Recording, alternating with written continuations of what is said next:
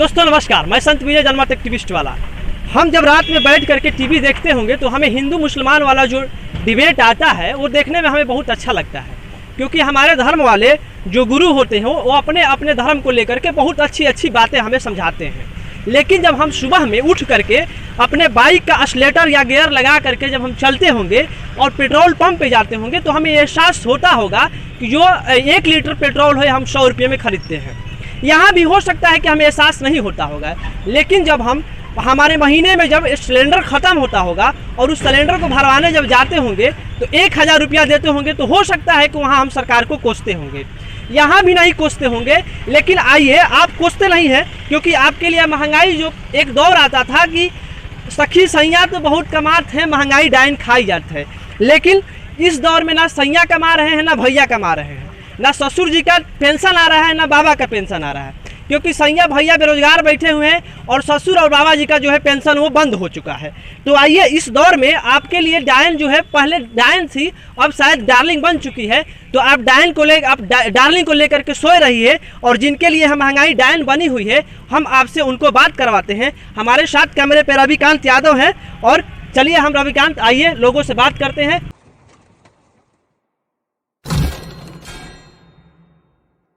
देखिए, चारों तरफ से सरकार जनता को लूटने की कोशिश कर रही है। सरकार अपना जेब भर रही है। जनता किस हाल में जी रहा है, कैसे लोग जी रहे हैं, अगर ऐसा ही रहा ना तो 1-2 साल में लोग जहर खा के मरना स्टार्ट कर देंगे।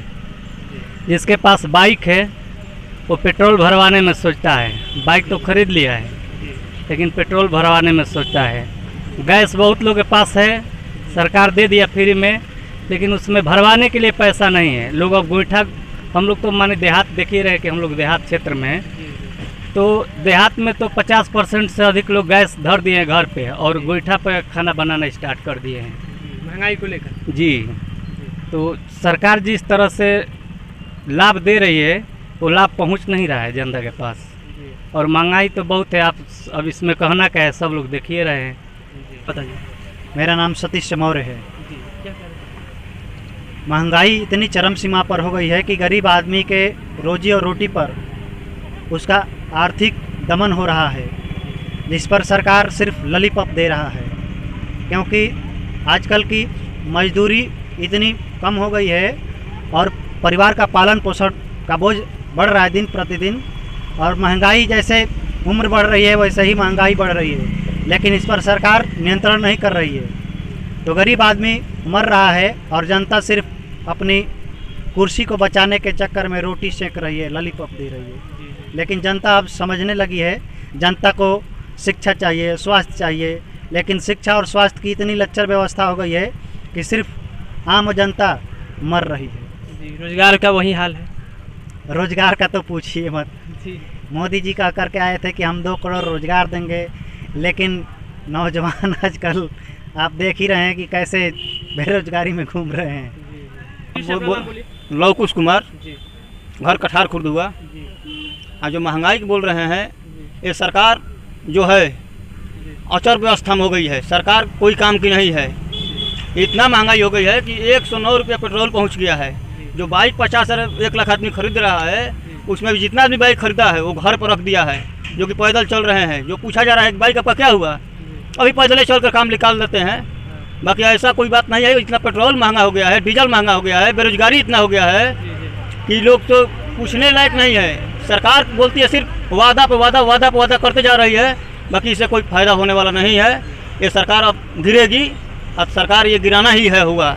सब ये बेरोजगार युवा हम लोग साथी जो है, इतना बेरोजगार फैल गया है कि आप पूछिए मत। जहाँ भी जाइएगा सब यहाँ 10 गो लड़का यहाँ बैठे हैं, वहाँ बैठे हैं, कोई रोजगार नहीं है।